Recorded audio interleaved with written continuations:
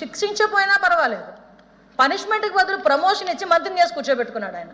అంటే ఆయన ఏ రకంగా ఈ టెర్రరిజాన్ని పెంచి పోషిస్తున్నాడో చెప్పడానికి మీకు ఒక ఎగ్జాంపుల్ చెప్తున్నాను అధ్యక్ష.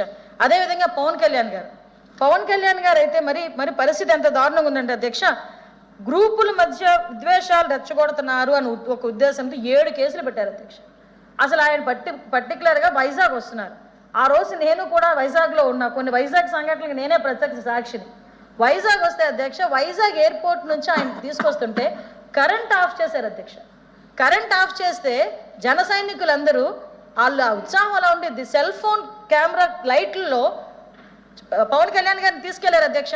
అది కూడా చూసి ఓర్వలేక అర్జెంటుగా నగర బహిష్కరణ చేయాలని నోటీసులు తీసుకెళ్లి పవన్ కళ్యాణ్ గారికి ఇచ్చే పరిస్థితి. చంద్రబాబు నాయుడు గారిని అక్రమంగా జైల్లో పెట్టినప్పుడు పవన్ కళ్యాణ్ గారు హైదరాబాద్ నుంచి వస్తూ ఉంటే దారిలో అడ్డగించే పరిస్థితి.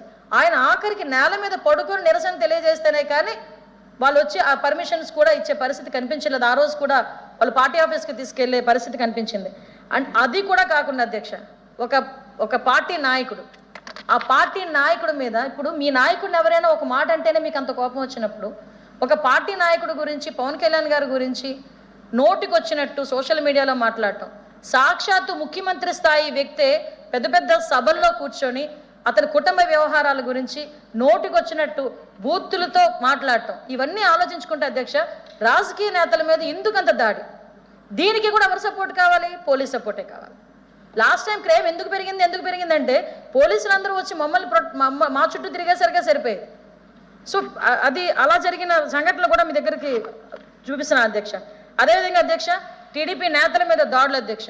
టీడీపీ నేతల మీద దాడుల గురించి మనం మాట్లాడుకుంటే అధ్యక్ష, మనందరికీ తెలుసు బోండా ఉమామహేశ్వరరావు గారు 2020 మార్చిలో అధ్యక్ష స్థానిక సంస్థల్లోని ఎన్నికల సమయంలో పల్నాడు గ్రామానికి బోండా ఉమా గారు అదేవిధంగా మన బుద్ధ వెంకన్న గారు వెళ్ళినప్పుడు అక్కడ తల్లారి కిషోర్ అనుకుంటా, ఐ థింక్ అతని పేరు కూడా, అతగాడు పెద్ద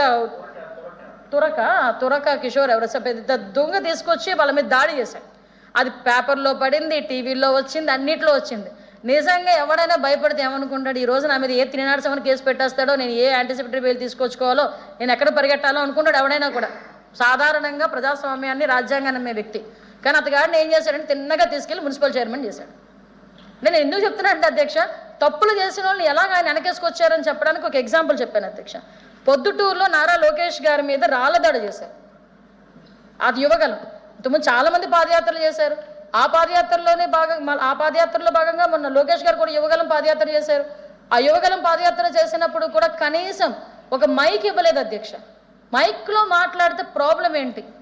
జీవో నెంబర్ 1 అని చెప్పి తీసుకొచ్చి ఎటువంటి పరిస్థితుల్లోని ఈ మూకుముడిగా ఉండకూడదు, సభలు నిర్వహించకూడదు అని చెప్పి జీవో నెంబర్ 1 తీసుకొచ్చారు.